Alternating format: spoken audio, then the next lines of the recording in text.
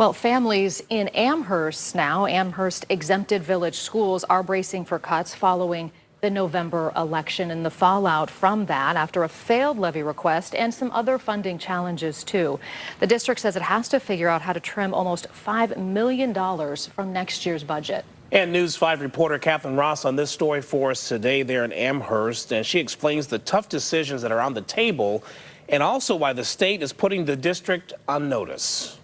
The education, activities, and community at Amherst schools have been a draw for parents like Shay Altmont. It's part of the reason that we moved here to Amherst and that we have the kids in the district. It's a great school district. It has a wonderful reputation, lots to offer the students. With her youngest set to graduate from Marion Steele High School next year, she wonders how much things could change. Honestly, it goes beyond that, not just my son.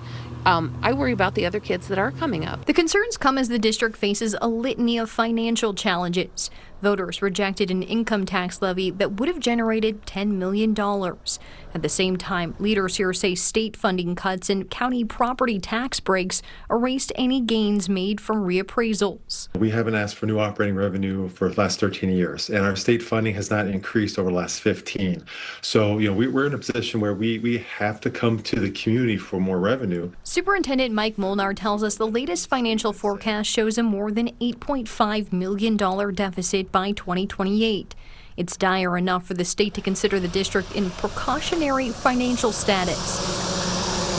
The classification requires Amherst to take drastic steps or face state intervention. We have to look at what cuts can we make to eliminate that deficit in 2 years. In a school board meeting this week, district leaders laid out their options. They're looking at eliminating up to 40 staff members and trimming more than $1 million in supplies, textbooks, and programs.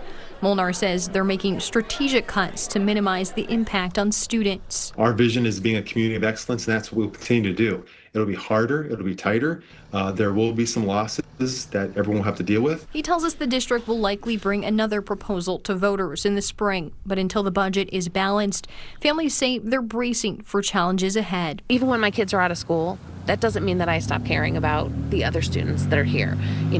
They're part of our community, and I want to see them have just as many opportunities as my kids did before things maybe got tough. The district has to submit its plan to the state by December 21st, so the school board plans to vote on that plan at its December 15th meeting. In Amherst, Catherine Ross, News 5.